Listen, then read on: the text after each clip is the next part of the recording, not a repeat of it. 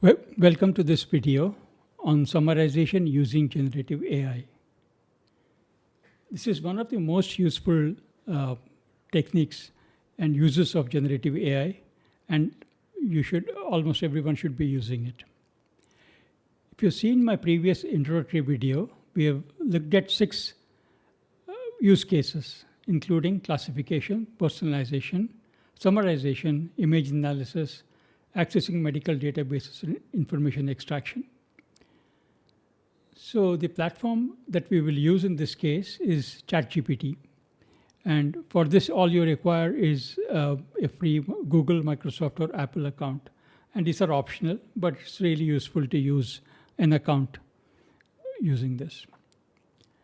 So you go to chatgpt.com, log in with your account, and then you can go and in the message box, attach any document that you want to be summarized.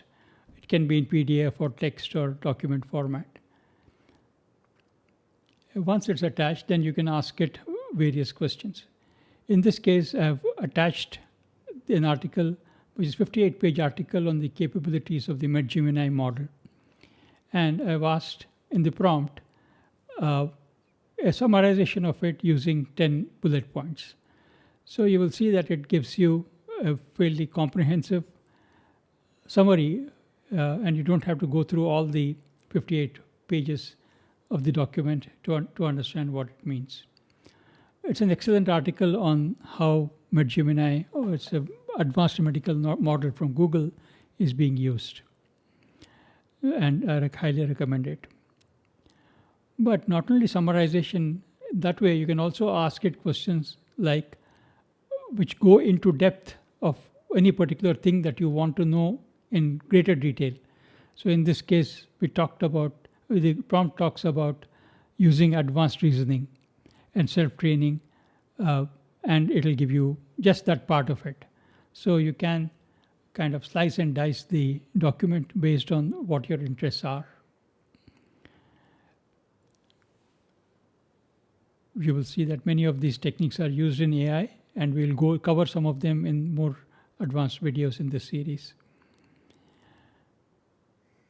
You will see that ChatGPT also is able to give you critical comments about the document. So here I've asked it to give 5 flaws or critiques of the document, and you get a fairly comprehensive response to your query. Okay. So it talks about limited real-world validation and so on. Okay,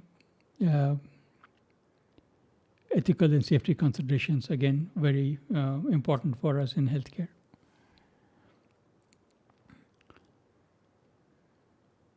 And finally, you can ask it a question like, give me 5 other articles which address the same topic, which are similar to this one, and you will get a fairly good response to that as well.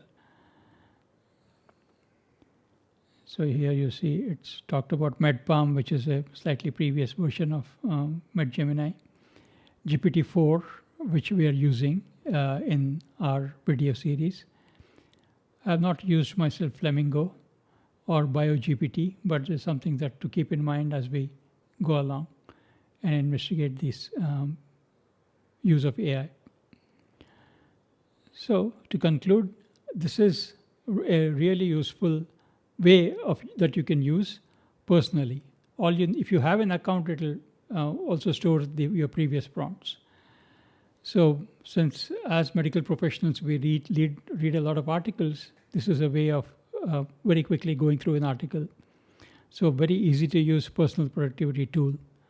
You can experiment with writing your own prompts. There is no cost involved in using it, but if you use an account, it'll store your previous queries. So that way it's useful. Otherwise, it doesn't cost anything to use it.